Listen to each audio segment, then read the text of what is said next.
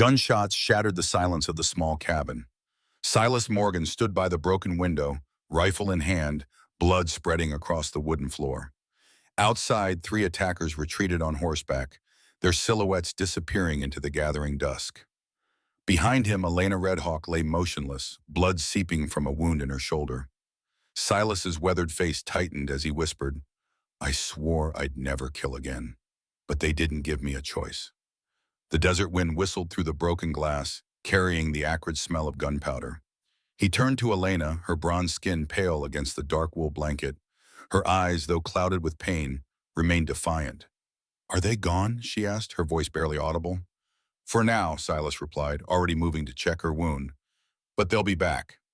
2 weeks earlier, the Arizona Territory, 1879. The sun had been merciless since dawn, turning the canyon walls into scorching furnaces. Heat rose in visible waves from the stone, and even the lizards had retreated into whatever shade they could find. The silence stretched across the barren landscape, broken only by the occasional cry of a distant hawk. Elena Redhawk had been trapped since morning. Her right leg was wedged between two massive boulders at the base of a narrow ravine. The stones had cut deep into her flesh, and dried blood caked her skin and the ground beneath. Her throat was raw from hours of shouting for help, her lips cracked from thirst. She had stopped screaming when she realized it was only depleting her strength faster. She was 26 years old, with long black hair that had once been carefully braided, but now hung in tangled strands around her dirt-streaked face. Her deerskin dress was torn at the hem, and her single remaining moccasin was worn through at the sole. She had fled 3 nights ago, riding hard before abandoning her horse when the terrain became too treacherous. On foot, she'd navigated the maze of canyons by moonlight, thinking she'd lost her pursuers. By dawn, her foot had slipped between the rocks, and the canyon had claimed her. Elena closed her eyes, trying to ignore the throbbing pain in her leg. The irony wasn't lost on her. After everything she'd survived, she would die here, trapped like an animal. She thought of her sister Maya, hidden away near the Mexican border. At least Maya was safe. At least one of them would survive. When she heard hoofbeats echoing between the canyon walls, Elena didn't believe it was real. Sound played tricks in these passages, bouncing and distorting until imagination took over. But then it came again, closer. She straightened as much as her trapped position would allow. "Help!" The word came out as little more than a rasp. The man who heard it hadn't expected to find anyone alive out here. Silas Morgan was 40, tall and broad-shouldered, with skin darkened by years under the relentless sun. A faded cavalry hat cast shadows over deep-set eyes that had seen too much. His brown duster was dusty from the trail, and the revolver on his hip looked as much a part of him as his right arm. The gray mare he rode, a sturdy animal named Willow, was both his companion and his excuse not to talk to people. He was returning from Bisbee, where he'd gone for supplies and to check his mail, a rare occurrence for a man who preferred solitude. The letter he'd received troubled him more than he cared to admit. An old friend warning him about a bounty on a runaway Apache woman. $500 dead or alive, a significant sum that would attract every bounty hunter in the territory. Silas had no intention of getting involved. His life now was quiet, not peaceful, just quiet. He'd seen enough violence to last several lifetimes.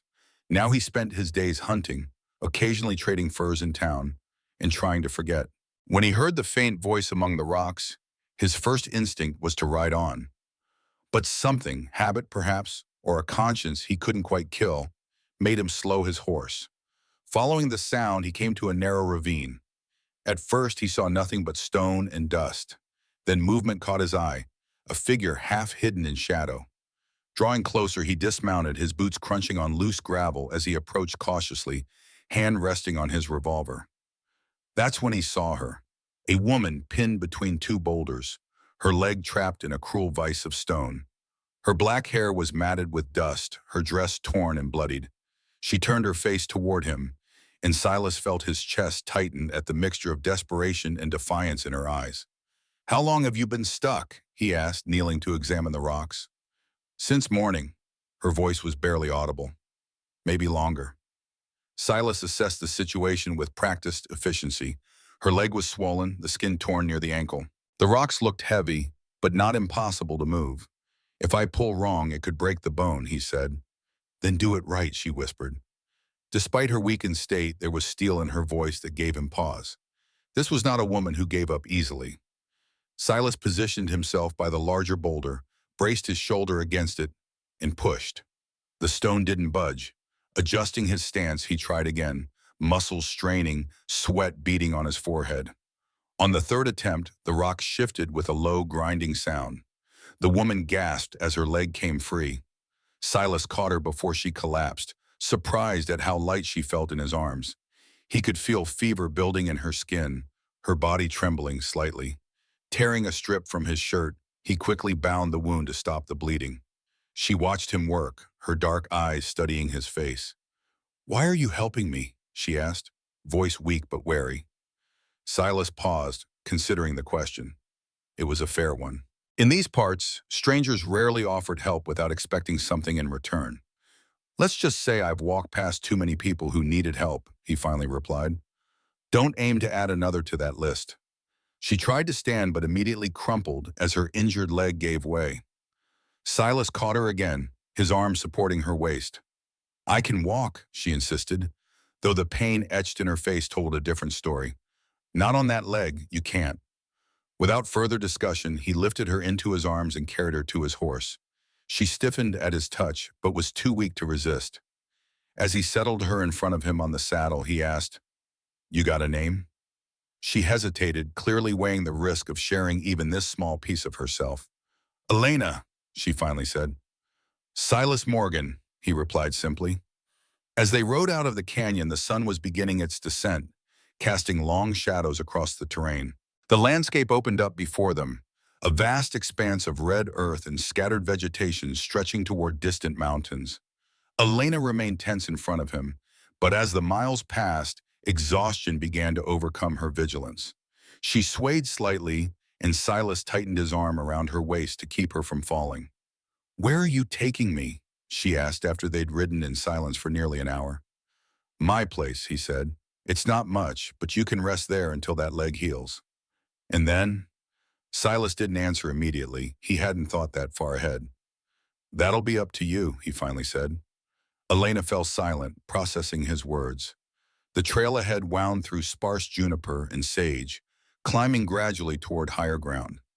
In the distance, a small cabin came into view, perched on a gentle slope with a backdrop of weathered cliffs. By the time they reached the cabin, darkness had fallen completely. A pale moon hung in the sky, casting silver light across the landscape. The structure was modest, built of rough-hewn pine and local stone, with a small porch and a corral for livestock. Smoke stains marked the stone chimney, and the roof showed patches where storms had taken their toll. Elena had fallen into a fitful half-sleep, her head occasionally bumping against his chest. When Silas dismounted and reached up to help her down, she startled awake, gasping as pain shot through her injured leg. "Easy now," he said, his voice low and steady. Inside, the cabin was sparsely furnished but clean. An iron stove occupied one corner, a narrow cot against the wall, a rough-hewn table with two chairs in the center. Shelves held supplies, tools, and a few books. A rifle hung on pegs above the door. Silas laid Elena on the cot and went to stoke the fire in the stove. The kindling caught quickly, casting orange light across the room. He filled a kettle with water from a barrel and set it to heat, then rummaged through a wooden chest, extracting bandages and a tin of salve. When he returned to Elena's side, her eyes were open, taking in her surroundings with cautious assessment. He noticed how she'd already mapped the exits, the placement of weapons, the distance to the door. It was the look of someone who expected to need an escape route. "Let's see to that leg," he said, kneeling beside her. She tensed but didn't resist as he carefully removed the makeshift bandage. The wound was ugly, a deep gash surrounded by bruised flesh. He cleaned it as gently as possible, applied salve, and wrapped it in fresh bandages. Elena watched him work, studying his scarred hands, the concentration in his weathered face. "You've done this before," she observed. "Too many times." He handed her a cup of water. "Drink slow." She took it with his shaking hands and sipped cautiously at first, then more eagerly as her body recognized what it desperately needed. "Who are you running from?" Silas asked as he put away his supplies. Her eyes snapped to his, suddenly guarded. "What makes you think I'm running?" He gave her a level look. Nobody ends up half dead in a canyon unless they're running from something worse. Almona looked away, her jaw tight. My people. My father wanted me to marry a man I didn't choose. There was more to it than that. Silas could tell by the tension in her shoulders, the way her fingers gripped the cup. But he didn't press. Everyone had secrets, himself included. They'll come looking, he said instead. Maybe, she replied, her voice steady despite her exhaustion. But I'll be gone before they find this place. You're not walking anywhere for a few days. I don't need your help. The words came out sharp, defensive. Silas stood towering over her slight form. You already got it. He turned away, giving her space. Get some rest. We'll talk more in the morning. As he moved to the table, he felt her eyes following him. The silence stretched between them, filled with unspoken questions and suspicions. Outside, a coyote called from the ridge, its lonely cry echoing in the night. Silas poured himself a small measure of whiskey but didn't drink it immediately. Instead, he watched the amber liquid catch the firelight, thinking about the letter in his pocket. An Apache woman on the run with a price on her head. It couldn't be a coincidence that he'd found one trapped in a canyon. He glanced back at Elena, who had finally surrendered to exhaustion, her eyes closed, her breathing deep and even. In sleep, the wariness left her face, making her look younger, vulnerable. What had she done to warrant a bounty? Refusing an arranged marriage seemed unlikely to prompt such a response. There was something more, something she wasn't telling him. Silas downed the whiskey in one swallow and settled into his chair, rifle within easy reach. He didn't expect trouble tonight, but experience had taught him to be prepared. Sleep didn't come easily to Silas. It never did.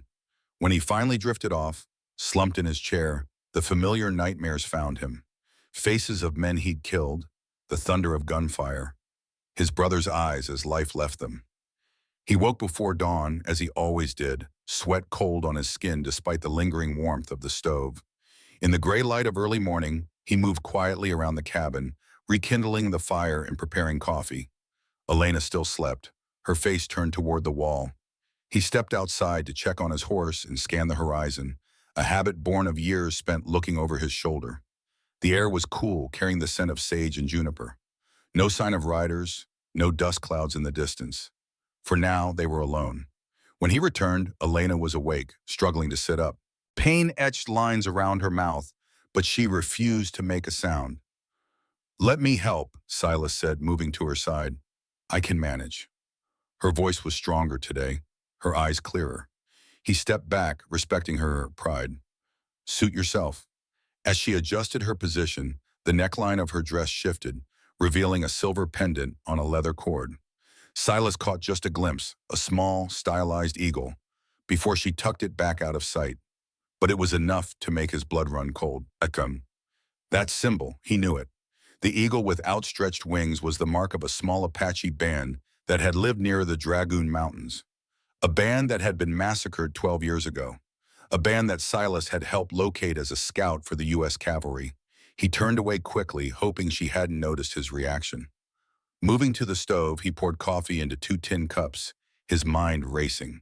If she was from that band, if she knew his role in what happened. Here, he said, handing her a cup. Food will be ready soon. Elena accepted the coffee with a nod of thanks. In the morning light, Silas could see her more clearly. The high cheekbones, the proud set of her jaw, the intelligence in her dark eyes. She was beautiful in a fierce, untamed way, like the land itself. Where are we? She asked, sipping the hot liquid carefully. About 20 miles east of Bitter Springs, 2 days' ride from the nearest town. You live here alone? Silas nodded, going on 5 years now. Why? The question was direct, curious rather than accusatory. He considered deflecting but found himself answering honestly. Got tired of people. Most of them anyway. A ghost of a smile touched her lips. Most people would say the same about me. They ate a simple breakfast of cornbread and jerky. Elena's appetite surprised her. She hadn't realized how hungry she was until food was in front of her. Silas watched her eat, noting how she savored each bite as if it might be her last. Your leg needs time to heal, he said when they'd finished. At least a week before you should put weight on it. Elena's expression darkened. I don't have a week. Those people chasing you, they know where you're headed? She shook her head. No, but they're persistent. Rich man's men, I'm guessing, from the way you talk about this arranged marriage. Her eyes narrowed slightly. You're observant for a hermit. Wasn't always a hermit. Silas stood, collecting their empty cups. Used to be a scout for the army, then a bounty hunter for a spell. He saw her tense at the mention of bounty hunter, her hand instinctively moving to her side as if reaching for a weapon that wasn't there. Gave that up years ago, he added, turning back to the stove. Got tired of hunting people. Why help me then? Elena's voice had hardened. If you're not looking to collect on me? Silas faced her, his expression unreadable. Not everyone has an angle, Elena. In my experience, they do. She held his gaze, challenging. He didn't argue. They both knew the world was rarely kind to people like her. Instead, he said, Rest. I'll be outside if you need anything. The day passed slowly. Silas tended to chores, chopping wood, mending a section of corral fence, checking his traps. He kept an eye on the horizon out of habit, but saw nothing concerning. The isolation that had been his refuge for years now felt like an advantage for both of them. Inside, Elena dozed intermittently, her body working to heal. When awake, she studied her surroundings more carefully. The cabin was simple but well-maintained. A few books on a shelf, mostly practical guides to the territory and its wildlife. No photographs, no personal touches. It was the home of a man who lived entirely in the present, who had cut ties with his past, or tried to.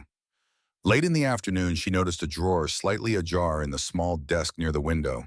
Curiosity overcoming caution, Elena carefully swung her legs off the cot and, using the wall for support, hobbled across the room.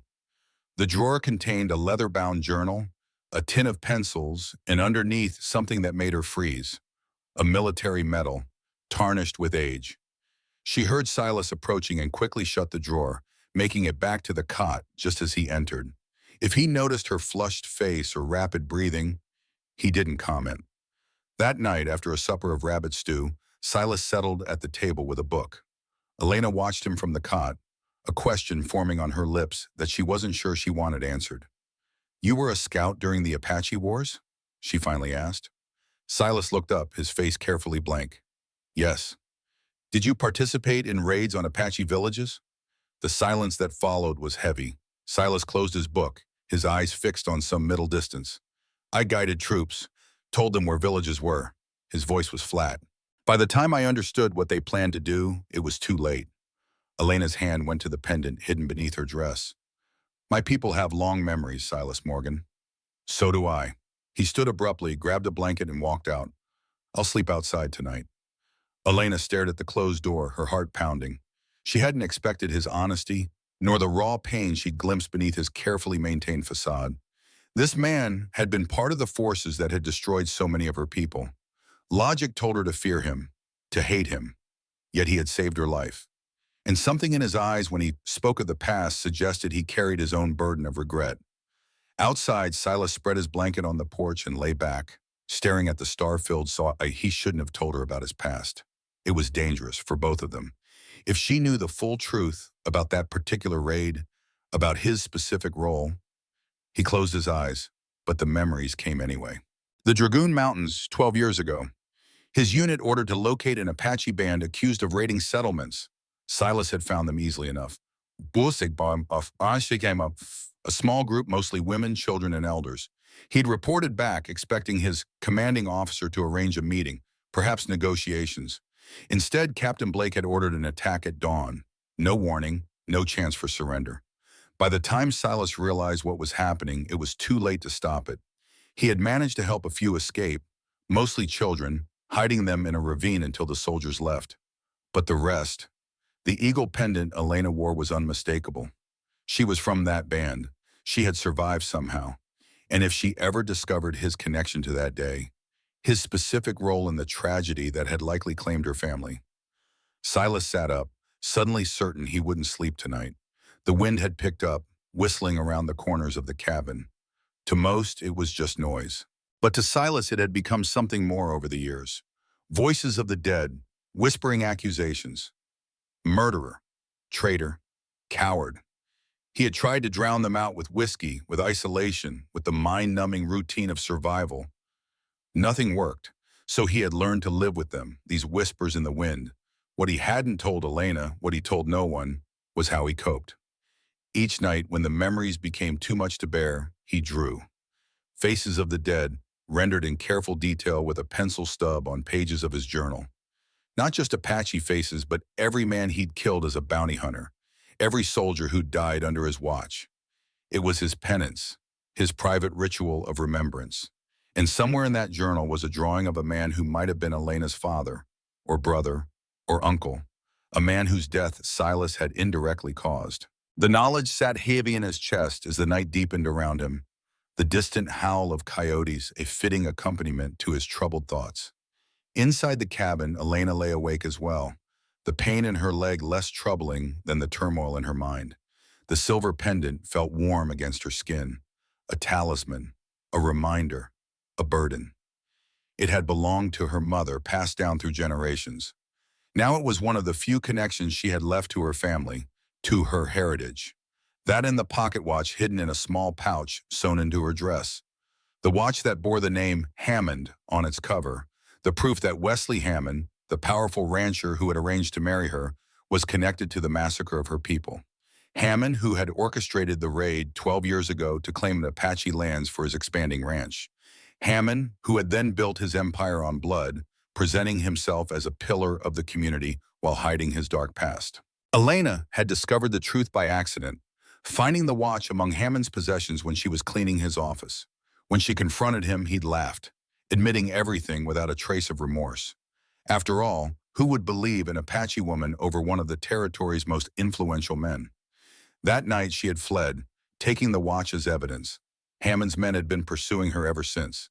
And now, by cruel twist of fate, she was taking shelter with a man who had been part of the very attack that had orphaned her. The irony was almost too much to bear. Yet something about Silas didn't fit the image of the soldiers she remembered. Brutal men who had shown no mercy. There was a weariness to him, a haunted quality that spoke of regret rather than cruelty.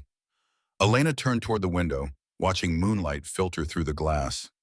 Outside somewhere, Silas Morgan was keeping watch, protecting her, though she wasn't sure why, perhaps out of guilt, perhaps out of simple human decency, or perhaps for reasons she had yet to discover. Whatever his motives, she would need to be cautious. Her life, and possibly Maya's, depended on her reaching the border. She couldn't afford to trust too easily, no matter how compelling the urge. As exhaustion finally overtook her, Elena's last conscious thought was a prayer to her ancestors, asking for guidance in the dangerous days ahead. The following morning brought clear skies and a tense silence. Silas returned at dawn, his face bearing the marks of a sleepless night. He rebuilt the fire without a word, then checked Elena's wound with efficient, impersonal movements. "It's healing clean," he said, applying fresh salve. "No infection." "Thank you," Elena replied stiffly, unsure how to navigate the uneasy truce between them. They ate breakfast in silence, the only sounds the crackling of the fire and the occasional cry of a bird outside. Silas seemed lost in thought, his gaze frequently drifting to the window, scanning the horizon. "You're expecting someone," Elena observed. He glanced at her, then back to the window. Force of habit. "You didn't answer my question yesterday about why you're helping me."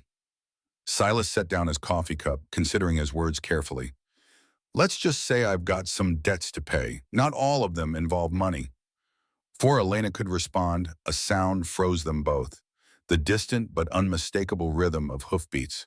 Silas was on his feet instantly, moving to the window with practiced stealth. "Rider coming, just one." His voice was calm, but Elena could see the tension in his shoulders. "Stay inside." He took his rifle from its pegs and stepped onto the porch, positioning himself where he could see the approaching rider while remaining partially concealed by the cabin's shadow. Elena shifted painfully on the cot, frustration burning through her. She hated this helplessness, this dependence. If trouble came, she couldn't even run. Minutes passed, the hoofbeats grew louder, then slowed. From her position, Elena couldn't see the rider, but she heard Silas's voice, low and controlled. "That's far enough. State your business." A man's voice answered, too distant for Elena to make out the words. Whatever he said caused Silas to lower his rifle slightly, though his posture remained vigilant. More conversation followed, then the sound of a horse moving away. When Silas re-entered the cabin, his expression was grim. "Friend of yours?" Elena asked. "Mail carrier," Silas replied, setting his rifle aside. "Brings letters out this way every few months." "And?" He hesitated, then reached into his pocket and withdrew a folded paper. "There's a bounty out, $500 for an Apache woman who stole from Wesley Hammond and fled south." He watched her face carefully. "Sound familiar?" Elena's blood ran cold, but she kept her expression neutral. "I told you, I refused a marriage, I didn't steal anything." "Hammond's a powerful man. His version tends to become the official one." Silas sat heavily at the table. "Mail carrier says every bounty hunter in the territory will be looking. Hammond's offering extra if she's brought in alive." Elena's hand unconsciously moved to the hidden pouch in her dress, where the pocket watch lay concealed. "What did you tell him?" "That I hadn't seen anyone matching the description." Silas's eyes held hers steadily. "But he'll spread word that he saw smoke from my chimney. Others might come to check." "I should leave," Elena said, attempting to rise despite the pain that shot through her leg. "In your condition? You wouldn't make it 5 miles." Silas stood, moving to the window again. "Besides, this changes nothing. You're still under my roof, still under my protection." Elena stared at him, confusion and wariness warring within her. "Why, you could turn me in. $500 would buy a lot of supplies." Something dark flashed across Silas's face. "I told you, I don't hunt people anymore." A silence fell between them, filled with unasked questions and unspoken truths. Finally, Elena said quietly, "Hammond lied about the stealing." "I figured as much." Silas turned from the window. "What did you really take from him?" Elena held his gaze, making a decision. "The truth about what he did 12 years ago in the Dragoon Mountains." Silas went very still, his face suddenly pale beneath his tan. "What do you know about that?" "I know Hammond paid the army to attack my people's village, to clear the land for his cattle." Her voice was steady, though her heart raced. "I know 43 people died, including my parents and my older brother." The cabins seemed to shrink around them, the air heavy with the weight of shared history. Silas looked away first, his hands clenching and unclenching at his sides. "How did you survive?" he asked, his voice rough. "I was gathering herbs with my younger sister when it happened. We heard the gunfire, saw the smoke. An elder found us, took us away before the soldiers could." She trailed off, the memory still raw despite the years. "Maya was only 6. I was 14. Silas nodded slowly, processing. "And now you have proof against Hammond?" "Yes." She wouldn't tell him about the watch, not yet. Trust only went so far. That's why the bounty's so high, and why he wants you alive. Silas ran a hand through his graying hair. "He needs to know what evidence you have and who you've told." "I haven't told anyone, not yet." Elena shifted on the cot, wincing. "I was heading south to find my sister. She's living with a band of our people near the border." Silas paced the small confines of the cabin, his mind working. "Hammond won't stop looking. Men like him can't afford loose ends." He paused, turning to face her. "But if we can get you to your sister, get your evidence to the right people." "We?" Elena's eyebrow raised skeptically. "You need help, Elena, whether you want to admit it or not." She studied him, trying to reconcile this man with the scout who had helped destroy her world. "Why would you stand against Hammond? He's powerful, connected." Silas's jaw tightened. "Let's just say I've got my reasons." Elena didn't press, recognizing the shadows that passed behind his eyes. Everyone had ghosts in this territory. Some were just more persistent than others. "If I'm going to help you," Silas continued, "I need to know everything, no more half-truths." Elena weighed her options. She was injured, pursued, far from allies. This man was her best, perhaps only chance of reaching Maya. Yet he had been part of the force that had massacred her people. Could she trust him? Did she have a choice? Drawing a deep breath, she reached for the pouch sewn into her dress and withdrew a silver pocket watch. Its case was engraved with elaborate scrollwork and the name Wesley Hammond in flowing script. "This was found near my father's body," she said, holding it out. "Hammond was there that day. He watched as my people were slaughtered." Silas took the watch, his weathered fingers tracing the engraving. The implications were clear. If Hammond had been present at a military action against civilians, if he had influenced the army to attack the village, this is enough to hang him, Silas murmured. If anyone would believe an Apache woman over a white rancher. The bitterness in Elena's voice was palpable. Silas closed the watch with a snap. They'd believe Samuel Winters. Who? Federal judge, retired now, lives in Tucson. Silas's expression had changed, a glimmer of purpose replacing the habitual wariness. He's been trying to build a case against Hammond for years, land fraud mostly, but this, he held up the watch, this would give him what he needs. For the first time since he'd found her in the canyon, Elena felt a spark of hope, but it was quickly tempered by reality. Tucson is 5 days' ride through territory Hammond practically owns, she said. And my leg. We'll heal, Silas interrupted. We've got time. Hammond thinks you're heading south to the border. We'll let him keep thinking that while you recover. Then we go east to Tucson. Elena watched him carefully, searching for deception. You're taking a significant risk for a stranger. Something shifted in Silas's expression, a flicker of emotion quickly suppressed. Like I said, I've got my reasons. Before she could question him further, he returned the watch to her and moved toward the door. I need to check the back ridge, make sure our mail carrier friend didn't bring any followers. Try to rest. As the door closed behind him, Elena turned the watch over in her hands, the metal warm from Silas's touch. She hadn't told him everything, about how she'd found the watch among Hammond's possessions, about her time working in Hammond's household, about the brutal truth he'd revealed when confronted. Some secrets were better kept, at least for now. Outside, Silas walked the perimeter of his property, rifle in hand, but his mind wasn't on potential pursuers. It was on the past, rushing back with devastating clarity. The eagle pendant, the watch, the Dragoon Mountains. He remembered that day with sickening detail. Captain Blake's orders, the pre-dawn attack, the screams. He remembered trying to stop it once he realized what was happening, being knocked unconscious for his efforts, waking to find the village in flames and most of its inhabitants dead. He remembered finding a few survivors, mostly children, hidden in a ravine, helping them escape while the soldiers were distracted with looting. Had Elena and her sister been among them? He couldn't recall their faces. There had been so many, and the years had blurred the details. What he did remember with crystal clarity was the well-dressed civilian who had watched the massacre from horseback. A man whose satisfaction had been evident even from a distance. A man Silas had later learned was Wesley Hammond, already becoming a force in territorial politics. The connection had haunted him for years. It was part of why he had left the army, why he had retreated from society. The knowledge that he had been part of something so monstrous, so corrupt, had poisoned everything that came after. And now, by some twist of fate, one of the survivors had found her way to his door, carrying evidence that could finally bring Hammond to justice.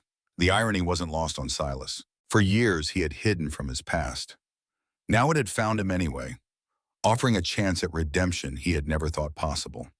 He reached the ridge overlooking the eastern approach to his cabin and scanned the horizon. No dust clouds, no movement. For now, they were safe, but he knew it wouldn't last. Hammond wouldn't stop until he had silenced Elena and recovered the watch. And if he discovered Silas's involvement, the wind picked up, whistling through the juniper trees. In its sound, Silas heard the familiar whispers, the voices of the dead that had followed him for years. But today, they seemed different, less accusatory, more urgent, as if the ghosts themselves were pushing him toward a reckoning long overdue. A week had passed since Elena had revealed the truth about the watch and Hammond's involvement in the massacre. The uneasy truce between her and Silas had evolved into something resembling trust, though both remained guarded in their own ways. On the 4th day of her stay, Elena insisted on getting up. I can't lie here anymore, she said, her voice firm. I need to move. Silas looked skeptical but didn't argue. He brought her a sturdy stick he'd fashioned into a makeshift crutch, then stood nearby as she took her first tentative steps. Pain flashed across her face, but she pushed through it, making a slow circuit of the cabin's interior. On the 4th day, Elena insisted on getting up. I can't lie here anymore, she said, her voice firm. I need to move. Silas looked skeptical, but didn't argue. He brought her a sturdy stick he'd fashioned into a makeshift crutch, then stood nearby as she took her first tentative steps. Pain flashed across her face, but she pushed through it, making a slow circuit of the cabin's interior. "You're stubborn," Silas observed, the hint of admiration in his voice unmistakable. "My mother used to say I was born arguing with the midwife." A rare smile crossed Elena's face, quickly replaced by the familiar shadow of memory. "She said it would either make me great or get me killed." "Might do both," Silas replied, returning to his chair by the window, where he kept watch out of habit. Elena completed her circuit and lowered herself carefully into the second chair. It felt good to be upright, to see the cabin from a different perspective. From this vantage point, she noticed a shelf she hadn't seen before, tucked in a corner, holding a few books in a small wooden box. "You read," she said, nodding toward the shelf. "When there's light." Silas didn't elaborate. Elena shifted in her chair, testing the limits of her comfort. "Tell me about Judge Winters, the man who could help us." Silas's expression changed subtly at the mention of the judge. "Samuel Winters, federal judge for 20 years before he retired, known for being incorruptible, which made him plenty of enemies. He's been building a case against Hammond for land fraud, but it's been slow going. Hammond's careful." "And you know him how?" "They brought in a few wanted men for him, back when I was hunting bounties." Silas looked out the window, his profile sharp against the light. "He's a good man, believes in justice, even for people most of society doesn't value much." "Like Apache women," Elena said with a touch of bitterness. "Like anyone who's been wronged." Silas turned back to her. "If anyone will believe your story, it's him." Elena nodded slowly, considering. "And you think we can reach him without Hammond's men finding us?" "It won't be easy, but once your leg's stronger, we'll have a chance." He studied her face. "You still don't trust me." It wasn't a question, and Elena didn't treat it as one. "Trust is earned, not given." "Fair enough." Silas stood, moving to the stove. "Hungry?" They settled into a routine over the next few days. In the mornings, Elena exercised her leg, walking longer distances each day. In the afternoon, she helped with small tasks around the cabin, mending clothes, preparing meals, sorting supplies. It gave her purpose, a way to repay Silas for his help without having to voice her gratitude. For his part, Silas maintained his vigilance, patrolling the perimeter of his property several times a day. He taught Elena the layout of the land surrounding the cabin, the best escape routes, where to find water if she had to flee on her own. They spoke little of the past, focusing instead on practical matters: how long until her leg would be strong enough for travel, what supplies they would need, the safest route to Tucson. Yet the unspoken history between them lingered like smoke, impossible to ignore completely. At night, when Elena slept on the cot and Silas on a bedroll by the door, the silence often grew too heavy to bear. On those nights, Silas would slip outside with his journal and pencil, finding a spot beneath the stars where the light of the moon was just enough to see by. It was during one such night, a week after her rescue, that Elena discovered his secret. Unable to sleep, plagued by phantom pain in her healing leg, she had risen to fetch water. Through the window, she caught sight of Silas sitting on a boulder near the corral, his head bent over something in his lap. Curious, she moved closer to the glass. In the silvery moonlight, she could make out his profile, the deep concentration in his expression as his hand moved across the page. Drawing, she realized. The discovery surprised her. It seemed too delicate a pursuit for a man who wore violence like a second skin. When he returned to the cabin an hour later, she pretended to be asleep. But the image stayed with her. Silas Morgan, former scout and bounty hunter, pouring his soul onto paper in the dead of night. The next morning, while Silas was out checking his traps, Elena's curiosity got the better of her. She searched the cabin, eventually finding his journal tucked beneath his bedroll. She knew she was violating his privacy, crossing a boundary that should remain intact. Yet something drove her forward, a need to understand the man who held her fate in his hands. The journal opened to reveal page after page of faces, men, women, children, drawn with meticulous care. Some were rough sketches, others detailed portraits. All bore the same haunted quality, a stillness that suggested they were no longer among the living. Elena turned the pages slowly, a growing sense of unease settling in her stomach. These weren't random subjects. They were specific people, their features captured with the precision of memory rather than imagination. Then she found it, a drawing that made her blood freeze. A man with a strong jaw and deep-set eyes, his hair in traditional Apache style, his expression proud even in stillness. Her father. The pencil had captured him exactly as she remembered, the slight crease between his brows, the small scar near his left eye from a childhood accident, the dignity that never left him, even in death. Her hands trembled as she closed the journal. How could Silas have drawn her father with such accuracy unless he had seen him? Not just seen him, but studied him, remembered him all these years? The door opened, and Elena barely had time to return the journal to its hiding place before Silas entered, carrying a brace of rabbits for their dinner. He noticed her flushed face immediately, his eyes narrowing with suspicion. "Everything all right?" "Fine," she lied, moving back to her chair. "Just exercising my leg." He didn't believe her. She could tell by the way his gaze swept the cabin, lingering on his bedroll for a fraction too long. But he said nothing, turning instead to the task of cleaning the rabbits. That night, as they ate in silence, Elena found herself studying Silas's face, trying to reconcile the man before her with the one who had drawn her father's likeness with such care. Was it guilt that drove him to capture the faces of the dead? Remorse? Or something darker? "You're staring," Silas said without looking up. "You draw," Elena said simply. His hand stilled. "You went through my things." "Yes," Silas's jaw tightened. "You saw the drawings." "I saw my father." Her voice remained steady. "You knew him." "Only in death," Silas said, meeting her gaze. "I found him after it was over." "Why draw him? Why draw any of them?" "So I don't forget, so they don't disappear completely." The simple answer caught Elena off guard. Not justification or anger, just raw honesty. "My mother said as long as someone remembers your face, you're never truly gone." A flicker of surprise crossed Silas's face. Mine said something similar. The moment created a fragile bridge between their worlds. Then Silas stood, gathering their plates. "Your leg's nearly healed. We leave for Tucson in 3 days." Elena nodded. "I'll be ready." That night, as she lay on the cot listening to Silas's steady breathing from his place by the door, Elena found herself wondering what other faces filled his journal. How many lives weighed on his conscience? And what did he hope to gain by preserving their memory? For the first time since he'd rescued her, Elena considered the possibility that Silas Morgan might be seeking redemption as desperately as she was seeking justice. The next morning dawned gray and cool, a rare respite from the relentless sun. Silas was already outside when Elena woke, his absence from the cabin unusual enough to put her on alert. Grabbing her makeshift crutch, she made her way to the door. She found him on the porch, rifle in hand, scanning the horizon with narrowed eyes. "What is it?" she asked, joining him. "Dust cloud, northeast." He handed her his spyglass. "Take a look."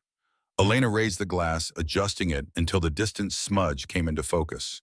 A rider, moving fast across the open terrain. "Just one," she said, lowering the glass. "For now." Silas's expression was grim. "Could be a scout." They watched in tense silence as the rider drew closer, following the faint trail that led past the cabin toward the south. When he was within half a mile, Silas motioned for Elena to go back inside. "Stay out of sight," he said, "but be ready to run if things go bad." She nodded, retreating into the cabin, but positioning herself near the window where she could observe without being seen.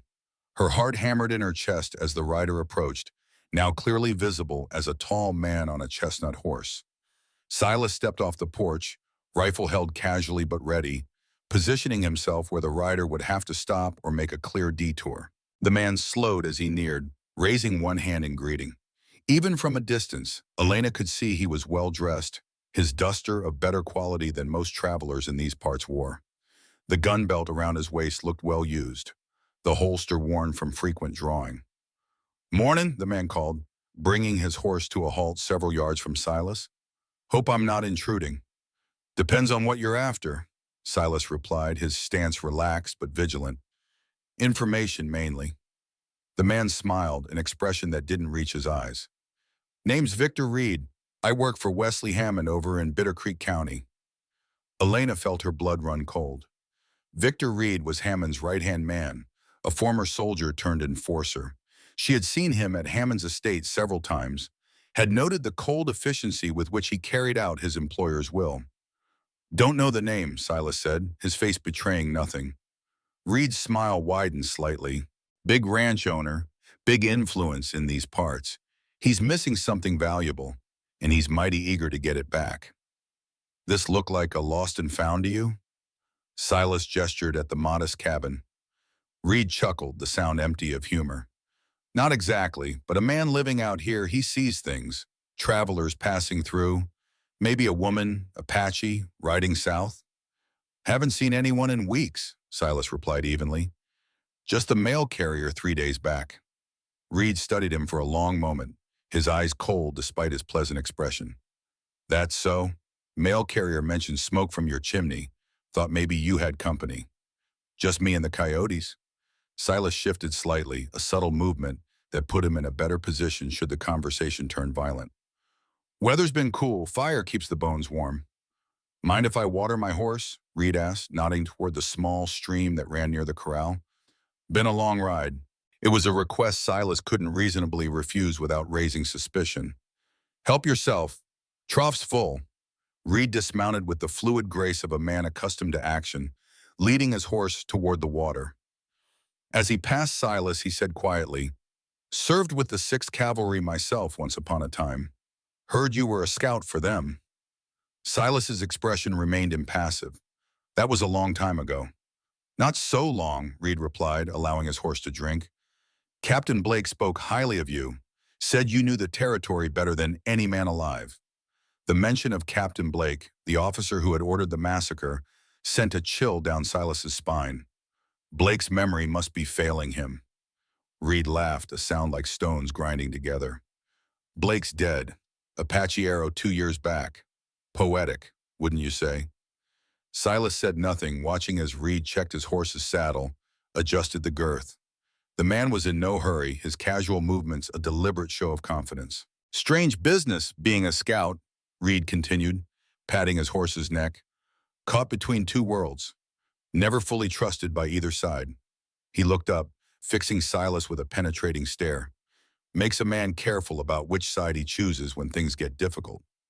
The threat was veiled but unmistakable. Silas met Reed's gaze steadily.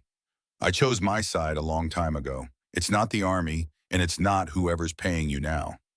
Reed's smile faded. "Hammond pays well for loyalty and for information." He mounted his horse in one smooth motion. "If you see anything that might interest him, say, a woman with something that doesn't belong to her, there'd be compensation. Generous compensation." "I'll keep that in mind," Silas said, his tone making it clear he would do no such thing. Reed tipped his hat, a mocking gesture. "You do that, and Silas?" His voice hardened. "Consider carefully before you make an enemy of Wesley Hammond. He has a long memory for those who cross him." With that, he turned his horse and rode south, following the trail that led toward the border. Silas watched until he was a distant speck against the horizon, then turned back to the cabin. Elena met him at the door, her face pale. "He knows I'm here." "He suspects," Silas corrected, moving past her to gather his saddlebags. "But he's not certain, or he would have pushed harder." "What are you doing?" she asked, watching as he began packing supplies. "We're leaving. Tonight." Silas worked with efficient speed, selecting only essentials. "Reed will report back to Hammond. They'll return in force." Elena moved to help, ignoring the protest from her still healing leg. "Can we reach Tucson in time?" "We're not going to Tucson, not directly." Silas handed her a small bundle of dried meat and hardtack. "We'll head north first, into the mountains. There's a place I know, an old mining cabin. We can hide there until the trail goes cold, then circle around to Tucson." "The mountains?" Elena frowned. "That's rough country, especially for someone still healing." "Rougher than Hammond's men?" Silas raised an eyebrow. "Because that's our alternative." She couldn't argue with that logic. "How did Reed know to look here? This place is hardly on the main trails." "He mentioned Captain Blake." Silas's voice was tight. "Blake knew I helped some of the children escape during the raid. He suspected, but couldn't prove it." He looked at Elena. "Reed was testing me, seeing if I'd react to the connection." And did he get what he wanted? I don't know. Silas continued packing, but we can't take the risk of staying to find out. They worked in tense silence after that, preparing for departure. Elena gathered her few possessions, ensuring the pocket watch was securely hidden. Silas checked his weapons, loaded extra ammunition, and filled canteens from the rain barrel. As dusk approached, they ate a hasty meal. The cabin felt different now, no longer a sanctuary but a trap they needed to escape. Outside, the wind picked up, bringing with it the scent of approaching rain. Storm coming, Silas observed, peering out the window at the darkening sky. Good, it'll cover our tracks.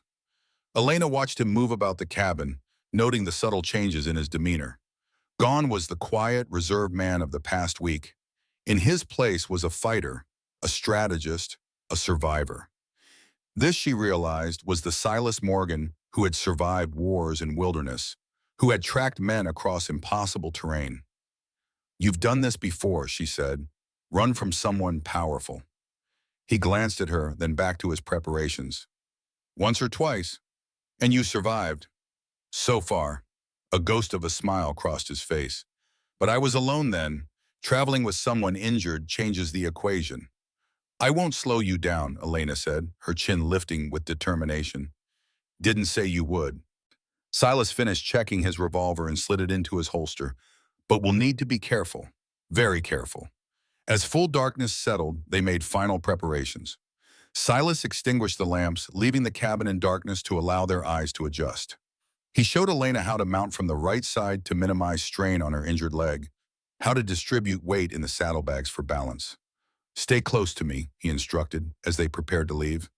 If we get separated, head northeast until you hit the ridge, then follow it east. There's a waterfall about 5 miles along. The cabin is behind it. Elena nodded, committing the directions to memory. She wouldn't get lost. Her people had navigated this terrain for generations. But the thought of being separated from Silas in hostile territory was unsettling. They led the horses away from the cabin silently, not mounting until they were well clear of the immediate area. The rain had started, a gentle patter that masked the sound of their movement and would erase their tracks. Once in the saddle, Elena felt a surge of confidence despite the danger. She was no longer trapped, no longer helpless. Whatever came, she would face it on her own terms. They rode north through the night, Silas leading the way through terrain that would have been treacherous even in daylight. The rain fell steadily, soaking their clothes and making the rocky ground slippery, but it also provided cover, obscuring them from any watchful eyes. Elena's leg throbbed with each jolt of the horse's gait, but she bit back any sound of discomfort. Weakness was a luxury she couldn't afford. Instead, she focused on staying alert, scanning the darkness for any sign of pursuit. Near dawn, they reached the foothills of the mountains. The rain had stopped, and the eastern skies showed the first faint hints of gray. Silas guided them into a dense thicket of juniper and pine, where they could rest without being easily spotted. We'll stay here until dark, he said as they dismounted, too risky to move in daylight. Elena eased herself down from the saddle, wincing as her injured leg took her weight. The night's ride had taken its toll, but she wouldn't complain. Freedom came with a price. They ate cold rations in silence, both too exhausted for conversation. The horses, tethered nearby, grazed on what sparse vegetation they could find. In the growing light, Elena studied their surroundings, a small clearing surrounded by dense trees, with the mountains rising behind them like sentinels. Try to sleep, Silas advised, settling himself against a tree trunk with his rifle across his lap. I'll keep watch. Elena wanted to protest, to insist he needed rest too, but the bone-deep weariness in her body made the argument futile. Instead, she found a relatively flat spot beneath a juniper and lay down, using her saddle as a pillow. Despite her exhaustion, sleep proved elusive. Every sound, a bird call, the rustle of leaves, the distant cry of a coyote, sent a jolt of alertness through her.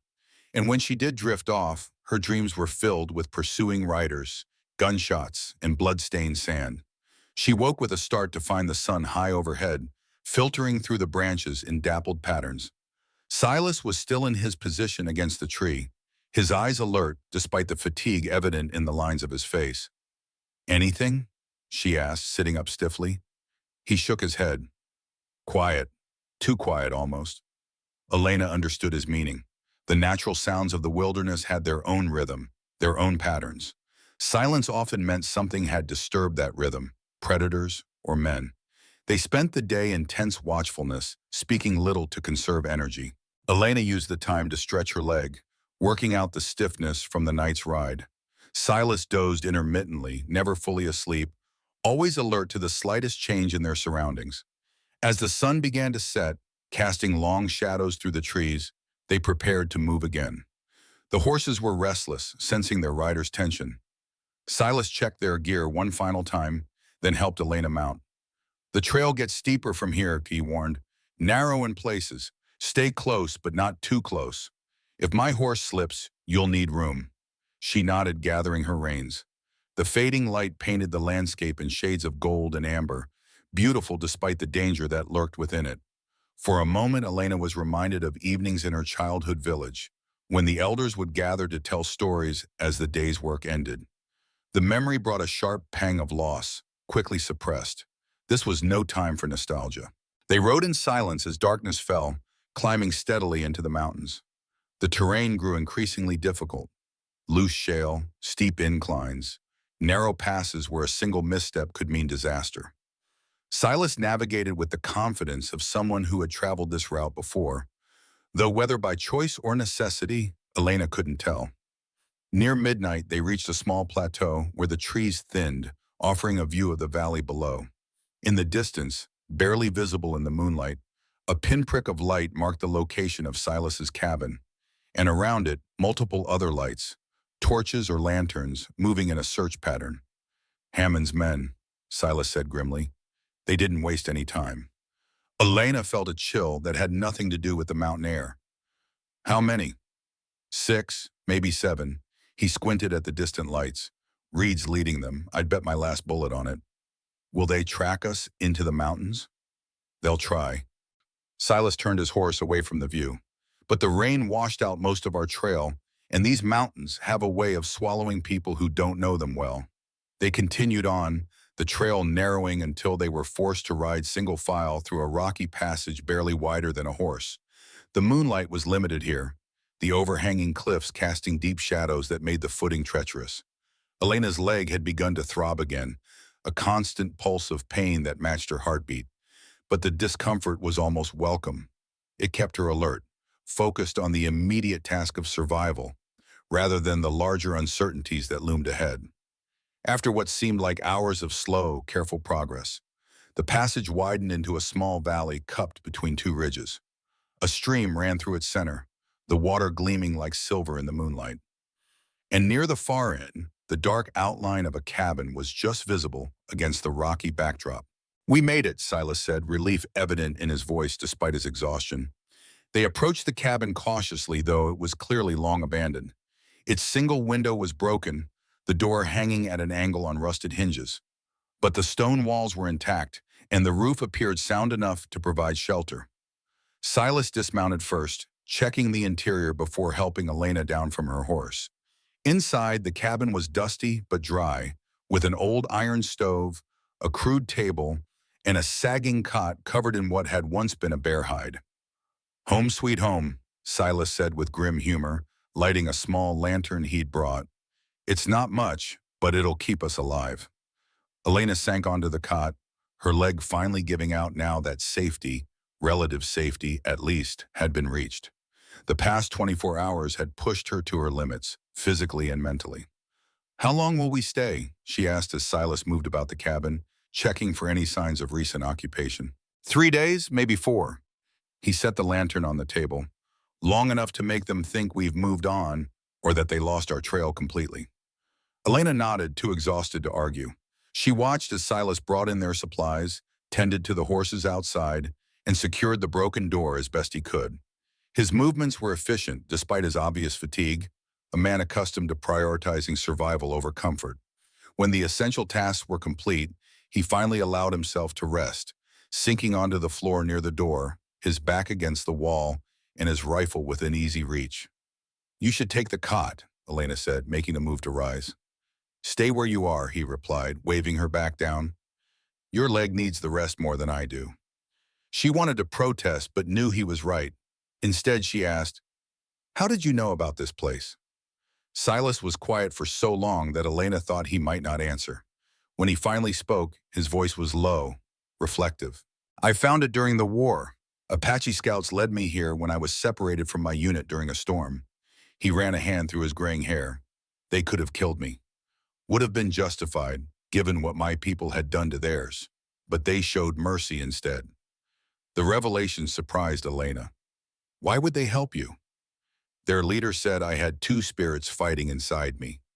One of destruction, one of protection. He believed the protective spirit was stronger. Silas gave a humorless laugh.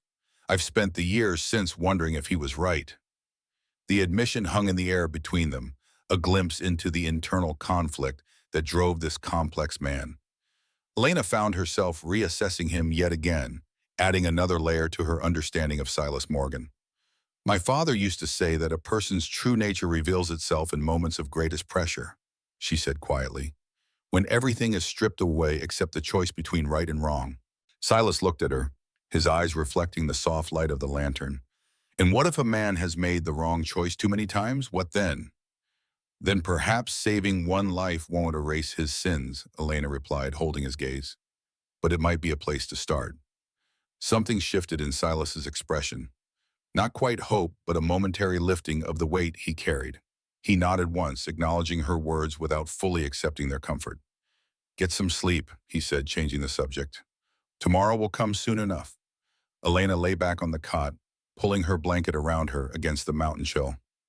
Outside, the wind had picked up, whistling around the corners of the cabin with an almost human sound. Whispers in the wind, carrying the voices of the past into the uncertain present. As she drifted towards sleep, Elena wondered if Silas heard them too. The whispers of those he had drawn in his journal, the faces that haunted his conscience.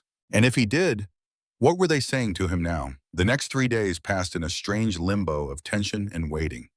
They established a cautious routine. One kept watch while the other slept. They ate sparingly of their supplies, and they spoke little, conserving energy and focus for the constant vigilance their situation demanded. On the second day, Silas ventured out to scout the surrounding area, returning with the news that he'd found no sign of pursuit. The rain had done its work well, washing away their trail, and the mountains had kept their secret. We'll leave tomorrow night, he decided. Circle east, then south toward Tucson. It's longer but safer. Elena nodded her agreement. Her leg was healing well, the pain reduced to a dull ache that flared only when she pushed too hard. The forced rest had been beneficial, though the close quarters and constant tension had taken their own toll. That night, as they shared a meager supper of jerky and the last of their hardtack, Silas broke their usual silence with an unexpected question. How did you really get the watch? He asked. Elena paused. I worked in Hammond's house, as a servant. Hammond hired Apache workers? The Indian agent placed me there after finding my sister and me near the border. Maya was sent to the school. I was sent to work. Elena's mouth twisted bitterly. I was 16, old enough to work, young enough to be molded. I spent 8 years watching Hammond prosper, while my people starved. And he never recognized you from the village? I was just another faceless Apache. Her hand touched the pendant, but I recognized him. The watch? Silas prompted. I found it while cleaning his study, in a box of trophies from raids. My father had traded for it just before the massacre. Her eyes grew distant. When I recognized it, I confronted Hammond. And he admitted everything. He laughed. Said that day was the beginning of his fortune. The Apache land had been wasted, he claimed. Elena's voice hardened.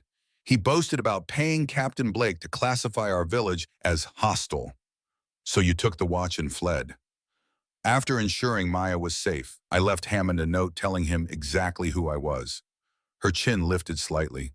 I wanted him to know he hadn't erased us completely. The cabin fell silent except for the crackling of their small fire and the persistent whistle of the wind outside.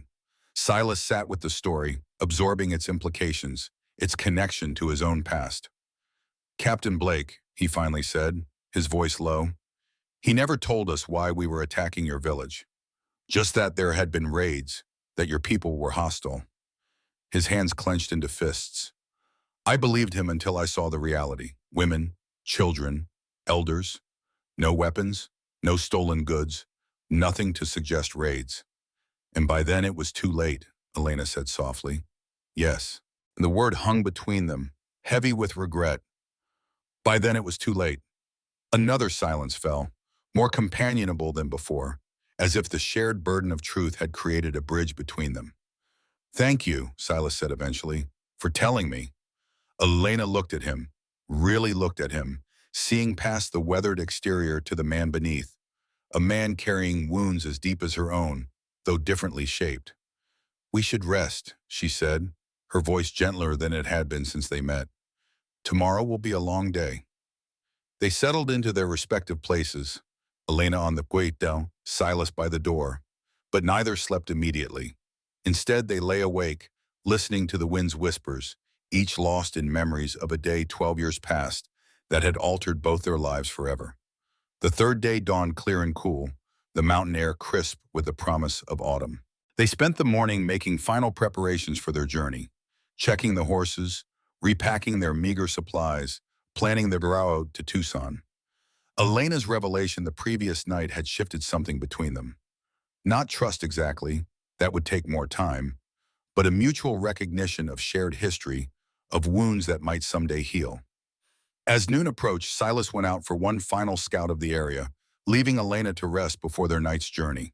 She used the time to check her leg, satisfied with its progress. The wound had closed cleanly, and though the muscle remained weak, it would support her for the ride ahead. The sound of approaching footsteps signaled Silas's return. Elena looked up, a greeting on her lips that died when she saw his expression. What's wrong? She asked, immediately alert. Riders, 3 of them, coming up the east trail. Silas moved to the window, peering out cautiously. They're not trying to hide their approach. Elena joined him, careful to stay out of sight. In the distance, she could make out 3 mounted figures moving steadily up the trail that led to the cabin. Hammond's men? She asked, though she already knew the answer. Reed's leading them. Silas's voice was grim. They found us. How? Elena's mind raced through possibilities. You said there was no trail. Someone talked. Maybe the mail carrier. Maybe someone in town. Silas moved to gather his weapons. Doesn't matter now. What matters is getting you out of here. Us, Elena corrected, already moving to collect her few possessions. Getting us out of here. Silas shook his head. They'll have watched the trails. Our best chance is for me to delay them while you slip away through the western pass. It's narrow, hardly visible unless you know it's there. I'm not leaving you to face them alone. Elena's voice was firm. This isn't a debate. Silas checked his revolver, his movements quick and precise. You have the watch, the evidence. Getting that to Judge Winters is what matters. And you, Elena demanded, what happens to you? A grim smile touched Silas's lips. I've faced worse odds. That's not an answer. It's the only one I've got.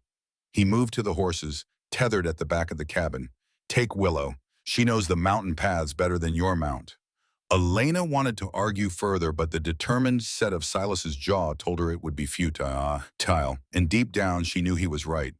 The evidence against Hammond was more important than either of their lives. With quick, efficient movements, Silas transferred their supplies to Willow's saddlebags, keeping only what he would need for the confrontation ahead.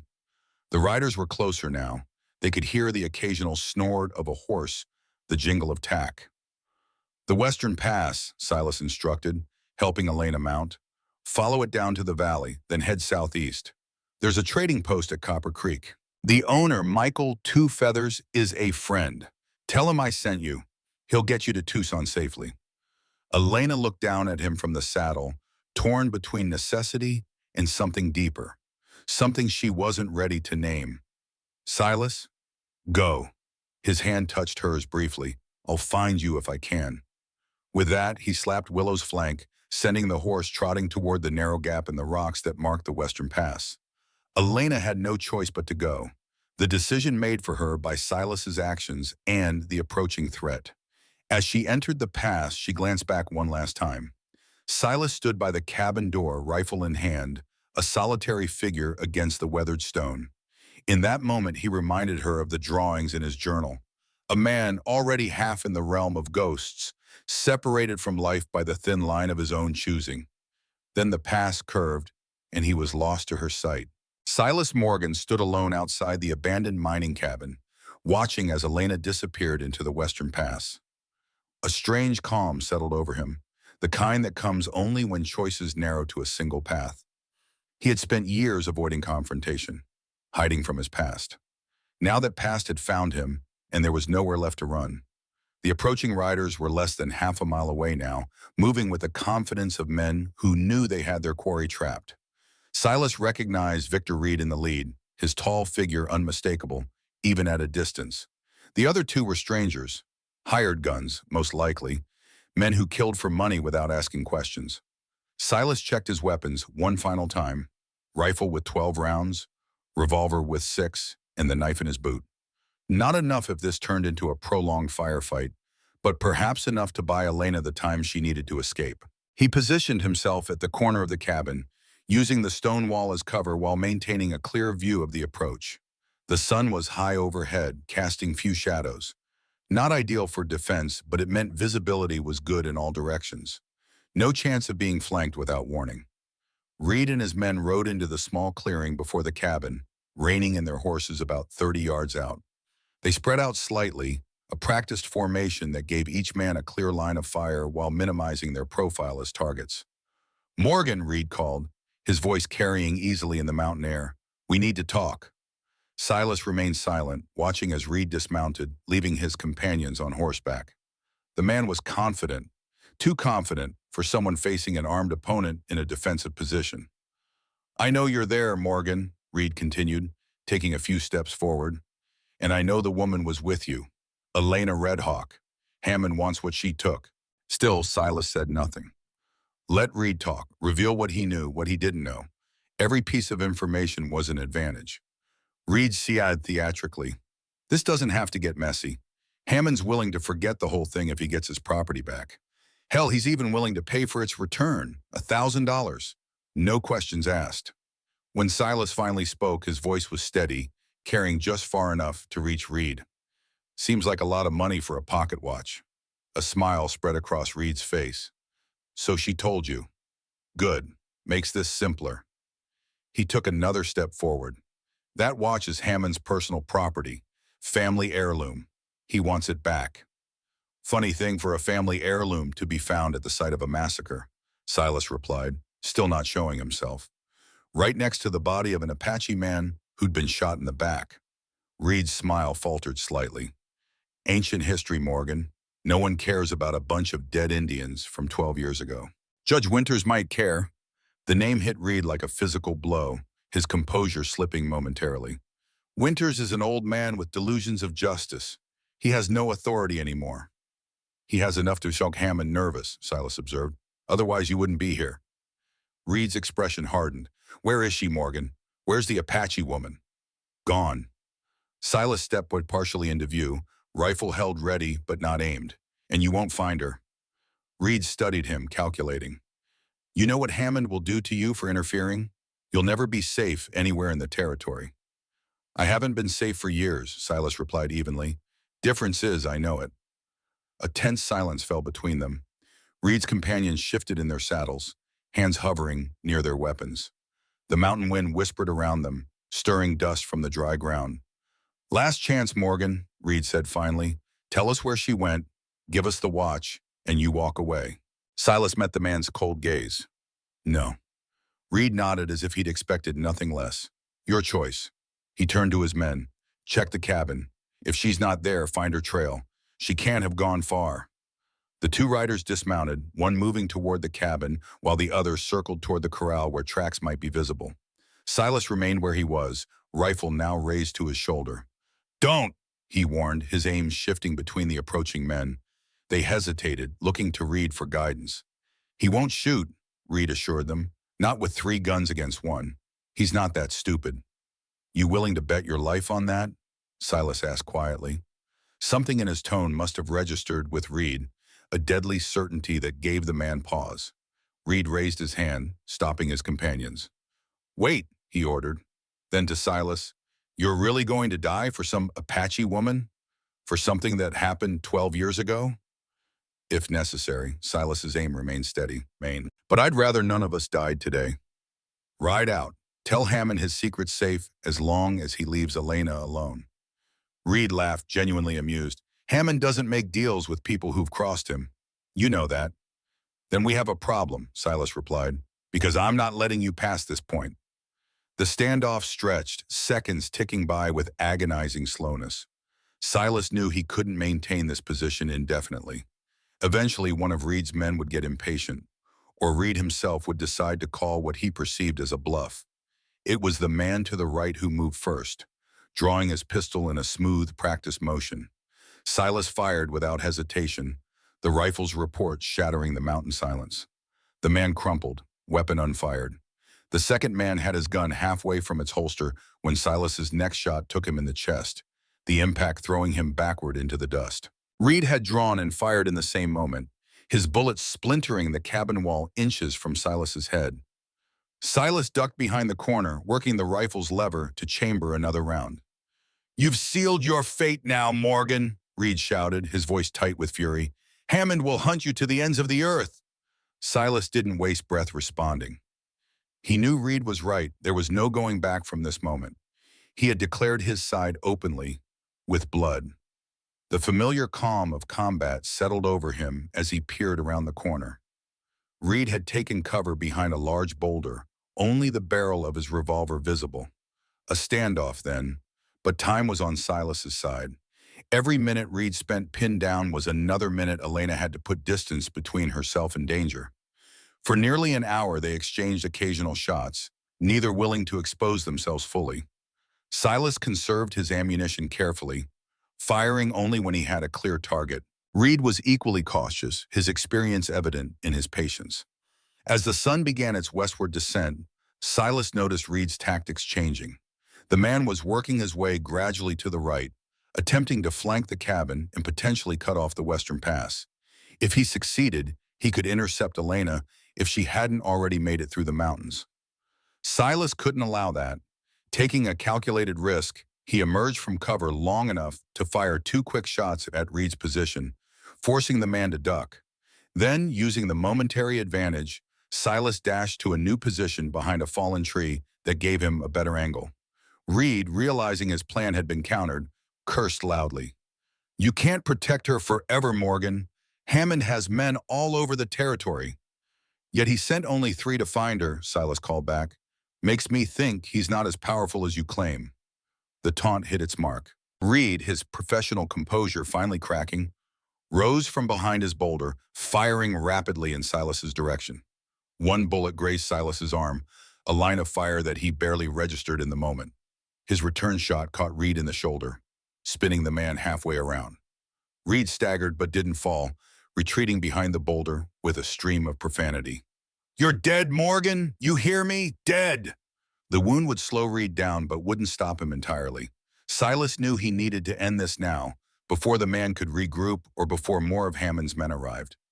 Making a swift decision, Silas moved to the side of the cabin farthest from Reed's position. There was a narrow gap between the cabin and the cliff face behind it, barely wide enough for a man to pass through. It would put him out of Reed's line of sight long enough to circle around and approach from an unexpected direction. The maneuver was risky. If Reed anticipated it, Silas would be exposed without cover. But the alternative was a protracted standoff that would eventually draw attention, possibly bringing reinforcements for Reed.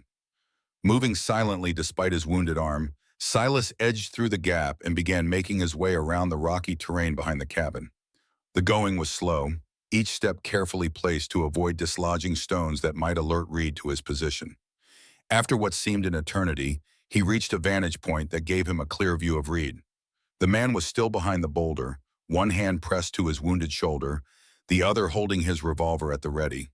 His attention was fixed on the cabin, clearly expecting Silas to emerge from the front or side. Silas raised his rifle, taking careful aim. He could end it now, one clean shot, and the immediate threat to Elena would be eliminated. His finger tensed on the trigger, but something stopped him. Not mercy, exactly, but a weariness with death that had been growing in him for years. Reed deserved to die for his role in Hammond's crimes, for the threat he posed to Elena. Yet adding another face to Silas's journal of the dead wouldn't erase the past or secure the future. Instead, Silas called out, his voice startling in the tense silence. Reed, it's over. Reed spun toward the sound, his revolver coming up instinctively, but he froze when he saw Silas's position and the rifle aimed at his chest. Drop the gun, Silas ordered, or the next shot goes through your heart. For a moment, Reed looked as if he might risk it, a final, desperate gamble. Then with a bitter curse, he let his weapon fall to the ground. Hammond will kill you for this, he spat. If not me, then someone else. There's nowhere you can hide. Maybe, Silas acknowledged, but it won't be today. He gestured with the rifle. Mount up, ride out, and tell Hammond that his secrets aren't as buried as he thinks. Reed's eyes narrowed. You're letting me go? After killing my men? Your men drew first, Silas replied evenly. And yes, I'm letting you go. With a message for Hammond. Leave Elena Redhawk alone, or evidence of his crimes goes to every newspaper and lawman in the territory. A harsh laugh escaped Reed. You think that scares him? Hammond owns half the lawmen and newspaper editors between here and Tucson. Not all of them, Silas said, and it only takes one. Reed studied him for a long moment, weighing his options. Finally, moving slowly due to his injured shoulder, he retrieved his hat from where it had fallen and made his way to his horse. This isn't over, Morgan, he said as he mounted awkwardly. Not by a long shot. Never thought it was, Silas replied, keeping the rifle trained on Reed until the man had turned his horse and ridden out of the clearing. Only when Reed was well out of sight did Silas lower his weapon, the adrenaline of combat giving way to the throbbing pain in his arm and a bone-deep exhaustion. He knew Reed was right. This was far from over. Hammond wouldn't stop until he had eliminated the threat Elena posed to his carefully constructed empire. Silas quickly gathered what supplies he could salvage from the cabin and his own mount. Reed would undoubtedly return with reinforcements as soon as he reached civilization. The western pass that Elena had taken was no longer safe. Reed would assume that was her route and send men to intercept her. Instead, Silas would need to take the more treacherous northern trail, a barely visible track that wound through some of the most inhospitable terrain in the mountains. If he pushed hard, he might be able to circle around and intercept Elena before she reached Copper Creek. As he mounted, wincing at the pull on his wounded arm, Silas cast one last glance at the bodies of Reed's men. He hadn't wanted more blood on his hands, but neither could he find it in himself to regret their deaths. They had made their choice when they signed on with Hammond, just as he had made his when he decided to help Elena. The sun was lowering toward the western horizon as he urged his horse onto the northern trail. The day's heat was fading, giving way to the cool of the mountain evening. Above, a hawk circled lazily on the thermals, its keen eyes missing nothing of the drama that had played out below. Silas watched it for a moment, reminded of the eagle pendant Elena wore, the symbol of her people, of a heritage Hammond had tried to erase. Then he turned his attention back to the trail ahead, to the immediate challenge of survival in a landscape that forgave no errors. The whispers in the wind seemed different now, less accusatory, more urgent, as if the ghosts of his past were no longer content to haunt him, but instead were driving him forward toward a reckoning long overdue. Elena Redhawk rode hard through the western pass, Willow's sure-footed stride giving her confidence despite the treacherous terrain. The narrow trail twisted between towering cliffs, occasionally so tight that the horse's flanks brushed stone on both sides. In places, the path seemed to disappear entirely, only to emerge again around a blind corner or across a scree slope. Her leg ached from the strain of gripping the saddle, but Elena ignored the discomfort. Physical pain was a minor concern compared to the knowledge that Silas Morgan was facing Reed and his men alone, buying her time with his own life.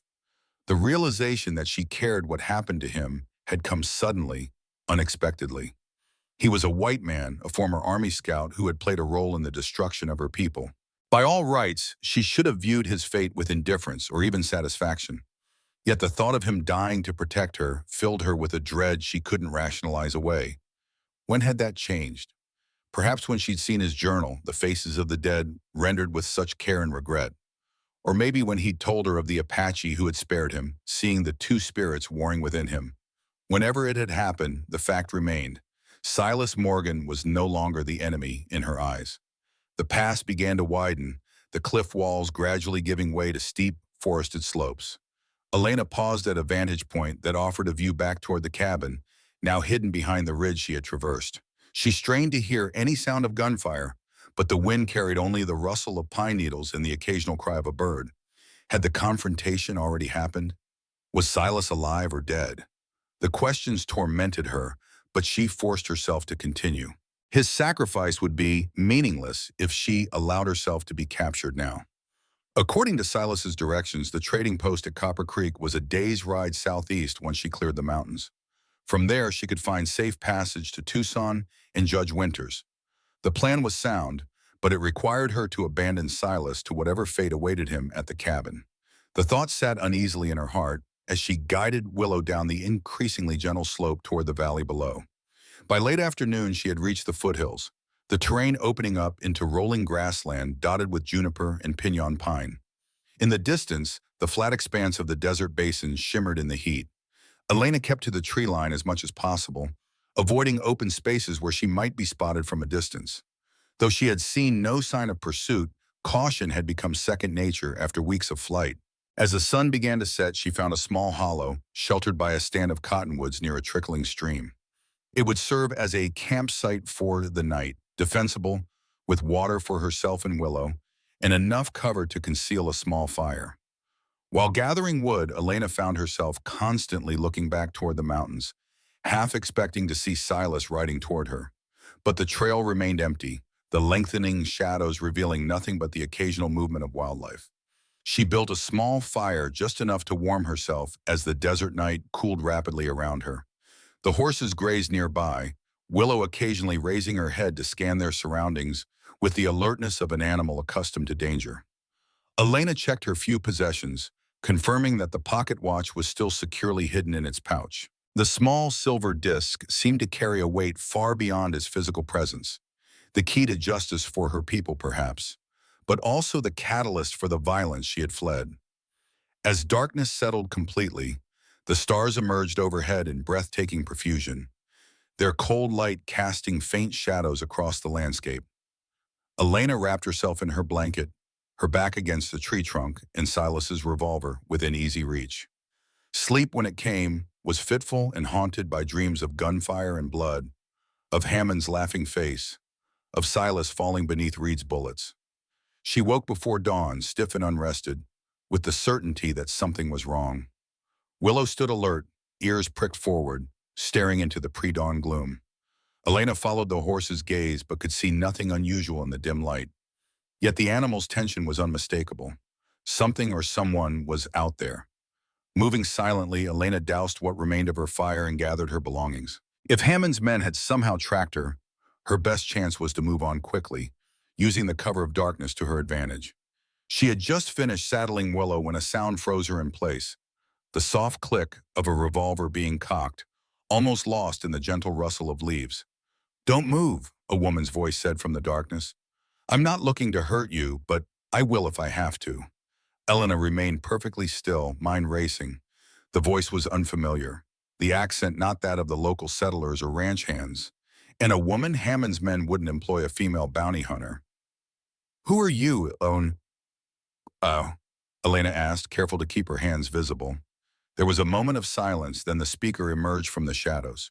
She was older than Elena had expected, perhaps 50, with steel gray hair pulled back in a severe bun. Her dress was practical, riding skirt, boots, a man's denim jacket over a simple blouse. The revolver in her hand looked well used, and she held it with the confidence of long practice. "My name is Sarah Winters," the woman said, her piercing blue eyes never leaving Elena. "I believe you are looking for my father." Elena's surprise must have shown on her face, for the woman's expression softened slightly. "Judge Samuel Winters," she clarified, "and you must be Elena Redhawk, the Apache woman with evidence against Wesley Hammond." "How do you know that?" Elena asked, suspicion warring with hope. Sarah Winters lowered her revolver but didn't holster it. "My father has been building a case against Hammond for years. When we heard about an Apache woman with the evidence who was being hunted by Hammond's men," she shrugged, "we've been watching the trails, hoping to intercept you before they did." "We?" Elena glanced around the camp but saw no one else. "My father's too old for field work now. I handle that part." Sarah's gaze sharpened. "Where's Morgan? Our information said you were traveling with Silas Morgan." The question hit Elena like a physical blow. "You know Silas?" By reputation. Sarah's tone suggested that reputation wasn't entirely positive. Former scout, former bounty hunter, lives alone in the mountains east of here. She studied Elena's face. So where is he? Elena hesitated, unsure how much to reveal to this stranger who claimed to be Judge Winter's daughter. But if she truly was who she claimed to be, she was an ally, perhaps the only one Elena had left. Reed found us, she said finally. Hammond's man. Silas stayed behind to hold them off while I escaped. Understanding dawned in Sarah's eyes. And you don't know if he survived? No, Tom. The word came out smaller than Elena intended. Sarah nodded as if confirming something to herself. We need to move. If Reed's in the area, this place isn't safe. She holstered her weapon. My camp's about 2 miles south. We can talk more there. Well, Elena hesitated. How do I know you're really Judge Winter's daughter? That this isn't a trap? A hint of a smile touched Sarah's lips. You don't. But consider this. If I worked for Hammond, would I be having this conversation? Or would I have shot you the moment I had you in my sights? The logic was sound, but Elena had survived this long by being cautious. Show me something that proves who you are. Without argument, Sarah reached into her jacket and withdrew a small leather case. She opened it to reveal a badge, a federal marshal's star. I'm not just my father's daughter, she said, her voice carrying a quiet pride. I'm a deputy U.S. Marshal, one of the first women to hold the position, though that's not something widely advertised. Elena studied the badge, then the woman's face. Everything about Sarah Winters, her directness, her competence, her weathered features, spoke of a life lived on her own terms, outside the narrow constraints society placed on women. All right, Elena said finally. I'll go with you. They rode south as dawn broke, Sarah leading the way through terrain she clearly knew well. Despite her age, she sat her horse with the ease of someone who had spent a lifetime in the saddle. Her manner was brusque but not unfriendly, her attention constantly scanning their surroundings for any sign of threat. How did you find me? Elena asked as they rode. Wasn't looking for you specifically, Sarah replied. Was tracking a group of Hammond's men who've been searching these foothills for the past 2 days. When I saw your campfire last night, I decided to investigate. Hammond's men are searching here, not in the mountains. They've split up. Some went into the mountains after a report from a mail carrier about smoke from Morgan's cabin. Others are watching the approaches to Tucson. Sarah glanced back at her. Hammond's taking your threats seriously. The news confirmed Elena's worst fears. Then Silas is either dead or on the run, Sarah finished matter-of-factly. Either way, our priority has to be getting you and your evidence to safety. The blunt assessment stung, but Elena couldn't argue with its practicality. Silas had stayed behind precisely so she could continue the mission. Honoring that sacrifice meant focusing on what lay ahead, not behind. They rode in silence for a time, following a dry creek bed that offered cover from distant observation. The sun climbed higher, its heat intensifying as morning gave way to midday. Elena found herself studying her companion, noting the subtle signs of strain beneath Sarah's composed exterior, the tightness around her eyes, the occasional unconscious flexing of her right hand. You're worried about something besides Hammond's men, Elena observed. Sarah gave her a sharp look, then nodded reluctantly.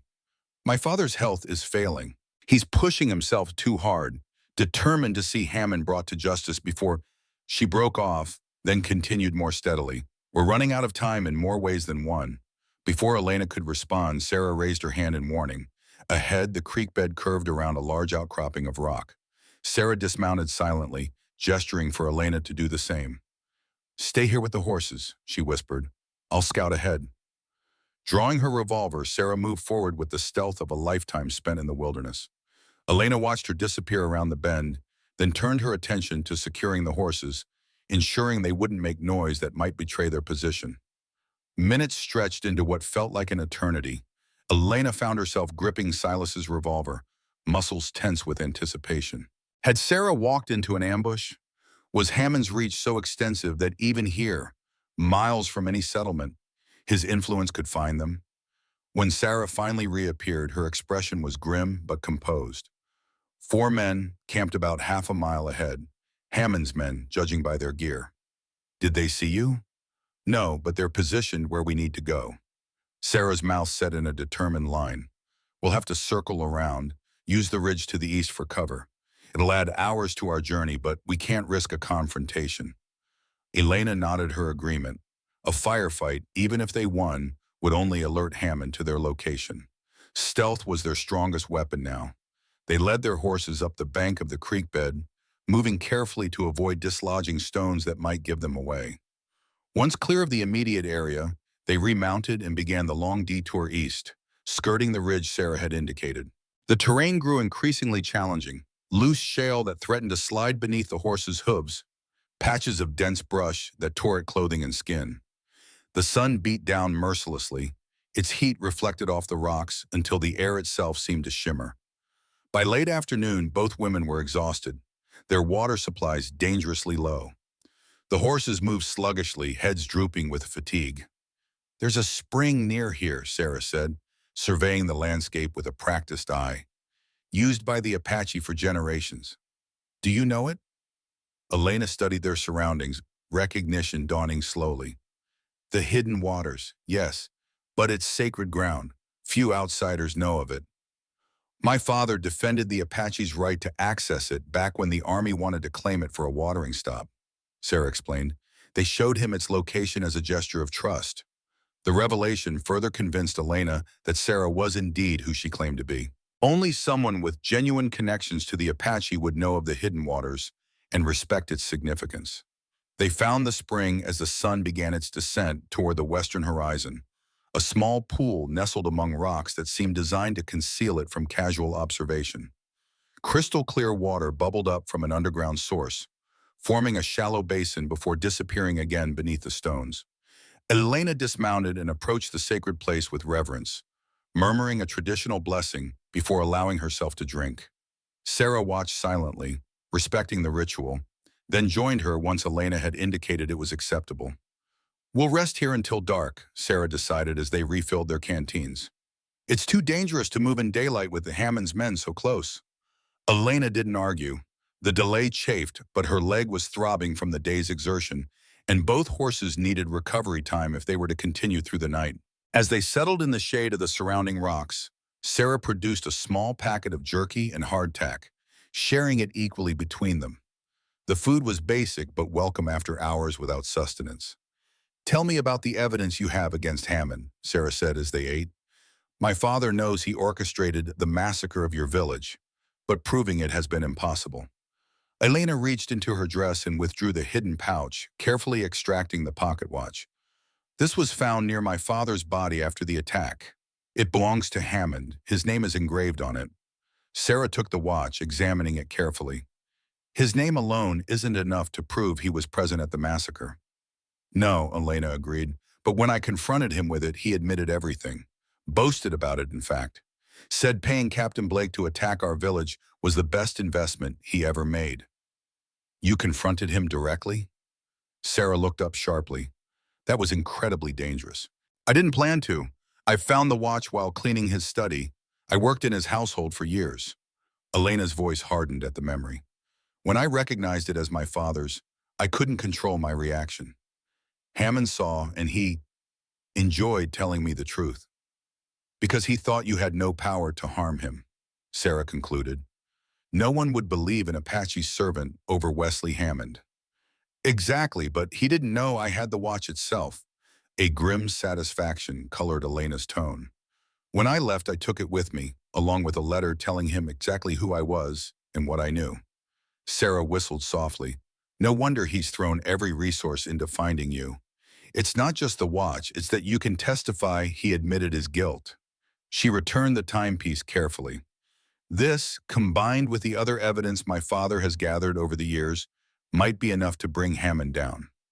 "What other evidence?" Elena asked, her curiosity piqued. "Land records showing Hammond acquired Apache lands immediately after the massacre. Testimonies from settlers who heard him discuss removing the Indian problem before the attack. A letter from Captain Blake requesting payment for services rendered." Sarah's expression was grim. "Pieces of a puzzle, but no smoking gun like your watch and testimony." As they talked, the sun dipped below the horizon, casting long shadows across the landscape. The heat of the day began to dissipate, replaced by the cool of the desert evening. "We should move soon," Sarah said, gathering their meager supplies. "My father's ranch is still several hours' ride, and I'd prefer to arrive before dawn." Elena nodded, returning the watch to its hiding place. As she stood to prepare the horses, a sound froze her in place. The distant but unmistakable crack of a rifle, followed by several more in quick succession. Sarah was already moving, scrambling up the rocks to a vantage point that offered a view of the surrounding area. Elena joined her, heart pounding. In the fading light, they could make out the source of the gunfire. A solitary rider pursued by three others, exchanging shots as they weaved through the terrain to the north.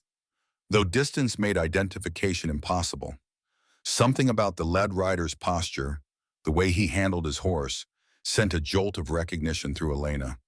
"Silas," she whispered. Sarah glanced at her sharply.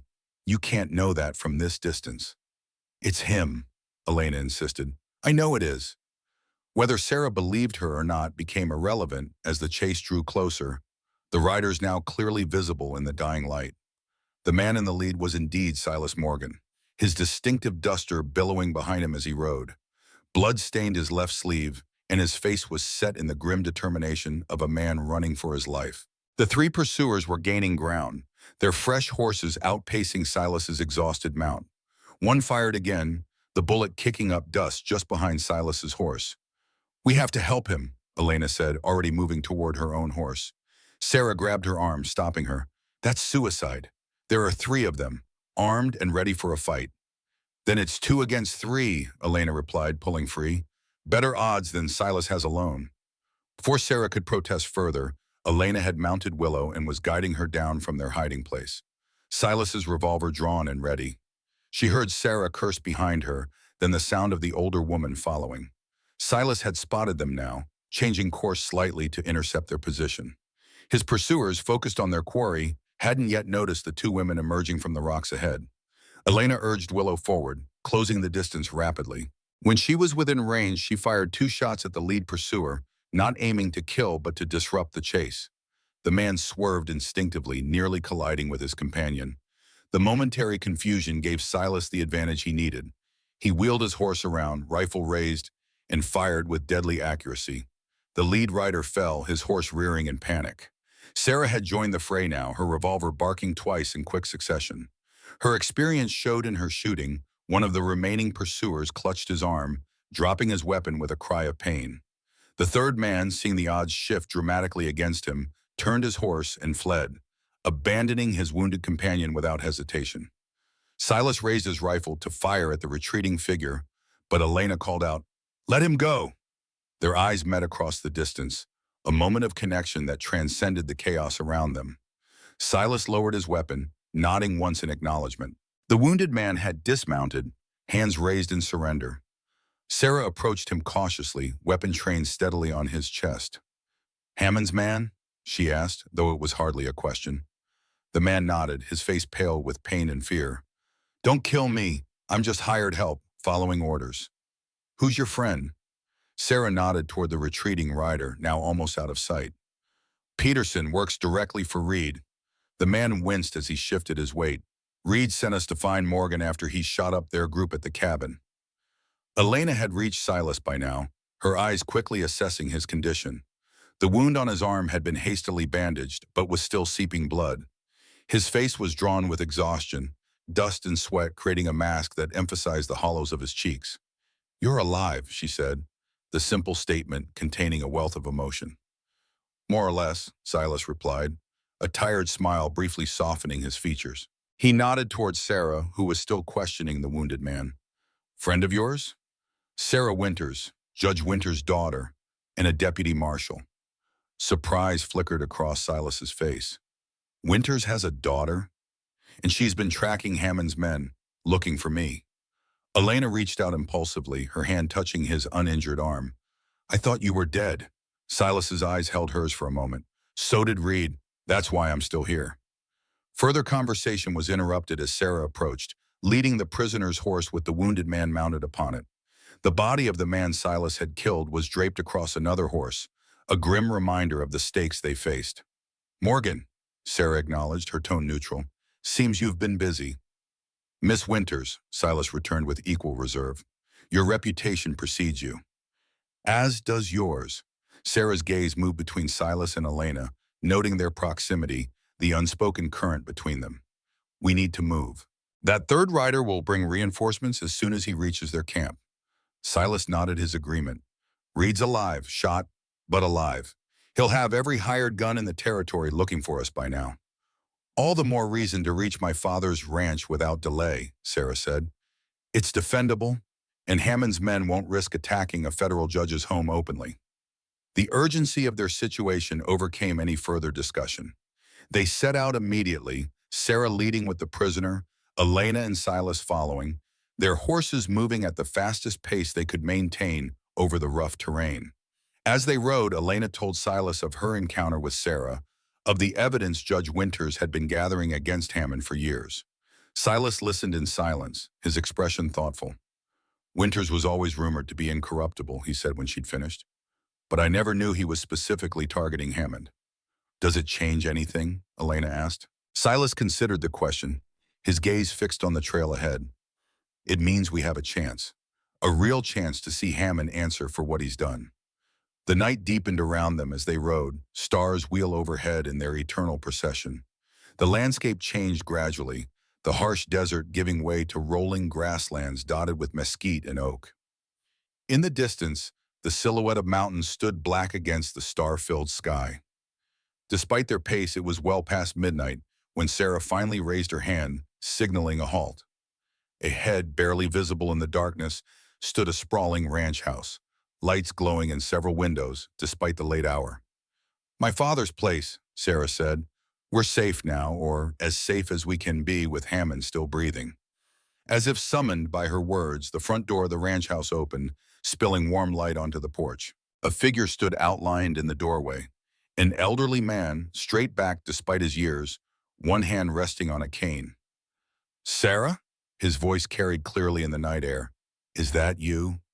It's me, Father, Sarah called back. And I've brought guests, Elena Redhawk and Silas Morgan. Morgan? The old man stepped forward, peering into the darkness. Well, the prodigal scout returns. There was no malice in his tone, only a dry humor that suggested a history Elena didn't fully understand. As they dismounted, ranch hands appeared to take their horses and deal with the prisoner and the dead man. Judge Samuel Winters approached slowly, his movements careful but deliberate. Up close, he was older than Elena had expected, well into his 70s, with a shock of white hair and piercing blue eyes that matched his daughter's. His face was deeply lined, but his gaze was sharp, missing nothing as it moved from Elena to Silas and back again. Miss Redhawk, he said, extending his hand. I've been hoping to meet you. Sarah told me you might have the key to finally bringing Wesley Hammond to justice. Elena took his hand, surprised by the strength of his grip. I have evidence, yes, and testimony. Good, Winters turned to Silas. Morgan, it's been, 15 years? 17, Silas replied. The Corrigan case. Ah, yes. A smile creased the judge's weathered face. You brought him in alive, despite my warrant saying dead or alive. Said every man deserved a trial if I recall correctly. Something like that, Silas acknowledged, still living by that principle. Winters' gaze was keen, assessing. Silas glanced at the body draped over the horse. When circumstances allow. Winters nodded, accepting the qualifier. Come inside, all of you. We have much to discuss, and these old bones need to be near a fire. He turned back toward the house, leaning more heavily on his cane than he had at first. Inside, the ranch house was comfortably appointed, not luxurious but solid and well-maintained. A large stone fireplace dominated the main room, its flames casting a warm glow over the assembled furniture. Books lined one wall from floor to ceiling, suggesting an owner who valued knowledge as much as comfort. A manservant brought food and drink, then discreetly withdrew. Judge Winters settled into a high-backed chair near the fire, gesturing for the others to join him. Now, he said once they were seated, I believe you have a story to tell me, Miss Redhawk, and evidence to share. Elena recounted everything, the massacre 12 years ago, her years in Hammond's household, her discovery of the watch, Hammond's admission of guilt, and her subsequent flight. As she spoke, she placed the pocket watch on the table between them. its silver case gleaming in the firelight. Winters examined it carefully, turning it over to read the engraving. Hammond's hubris may be his undoing, he mused. To keep such a trophy, to admit his crime so openly, he truly believed himself untouchable. Isn't he? Elena asked. He has money, influence, men willing to kill for him. He has those things, Winters agreed. But so do I, in my own way. He gestured towards Sarah. My daughter has been gathering evidence against Hammond for years. Land fraud, primarily, easier to prove in court than orchestrating a massacre of Apache civilians. But with Elena's testimony and the watch, we can add murder to the charges, Sarah added. Multiple counts. Winters nodded. It won't be easy. Hammond will fight with every resource at his disposal. But with what we have now, he looked at Elena with genuine respect. You've given us the weapon we needed to bring him down. The conversation continued late into the night, strategies discussed and discarded, plans made for securing Elena's testimony and presenting the evidence to the territorial governor. Through it all, Silas remained largely silent, contributing only when directly addressed. Elena noticed his reticence, the way he seemed to hold himself apart from the planning, as if he had already decided his role in this drama was coming to an end. When Judge Winters finally retired, citing his need for rest, and Sarah went to check on their prisoner, Elena found herself alone with Silas for the first time since their reunion. You're planning to leave, she said abruptly. Silas looked up from the fire. What makes you say that? You've already distanced yourself from what comes next. He didn't deny it. My part was getting you to Winters. That's done. And where will you go? Hammond's men will still hunt you. They've been hunting me for years. Silas shrugged, wincing at his wounded arm. I know how to disappear. Elena studied him in the firelight, the exhaustion etched in his face, the shadows beneath his eyes. A man who had carried his ghost so long, he no longer knew how to set them down. What if you didn't have to disappear this time? Silas's expression turned skeptical. Hammond won't stop. Unless Hammond himself is stopped. Elena leaned forward. With your testimony about Reed, about Hammond's men, my testimony, Silas laughed bitterly. No court would believe a former bounty hunter over Hammond. Combined with the watch, my testimony, Sarah's evidence, Elena reached for his hand. Your word might complete the puzzle. Silas looked at their joined hands. For a moment, he seemed ready to withdraw. Then slowly, his fingers clasped hers. I've been running a long time, he said quietly. I'm not sure I know how to stop. Then learn, Elena said, as I am learning that sometimes the spirits speak truth when they show us two natures in one person. The reference to the Apache belief that had saved his life brought a faint smile to his lips. Your father would not approve of you consorting with a man who helped destroy your village. My father taught me to judge people by their actions. You risked your life for me when you could have walked away. The fire cracked, sending sparks up the chimney. Outside, the wind moaned around the house. But here they found a fragile peace. Stay, Elena said simply. See this through to the end. And then, the possibility hung in the air between them. Silas studied her face as if memorizing every line. And then, he echoed softly, the words both promise and question. In that moment, the whispers in the wind that had haunted Silas for so long seemed to change their tone. No longer accusations or laments, but something gentler, more hopeful. A reminder that even in a land stained with blood and grief, new beginnings were possible. For a man who had spent years drawing the faces of the dead, it was perhaps time to learn how to sketch the features of the living. And for a woman who had lost everything to hatred and greed, it was perhaps time to rediscover what it meant to build rather than merely survive. As dawn approached, painting the eastern sky with the first faint blush of pink, Elena and Silas remained by the dying fire, their hands still joined, their conversation having moved from the past and present to the possibility of a future neither had dared imagine until now. Outside, the wind had calmed, its whispers fading as a new day prepared to begin. A day that would bring its own challenges, its own dangers, but also the promise of justice long denied and peace hard won. For now, that was enough. 3 months later, the courtroom in Tucson fell silent as the territorial judge delivered his verdict. Wesley Hammond, once the most powerful man in the county, stood ashen-faced before the bench. The evidence presented leaves no room for doubt. the judge declared, his voice carrying to every corner of the packed room. Wesley Hammond, this court finds you guilty of conspiracy to commit murder, of land fraud, and of corruption of military officials. Elena sat beside Silas in the gallery, her hand finding his as the sentence was pronounced. Hammond would hang for his crimes, a fate many thought impossible for a man of his stature.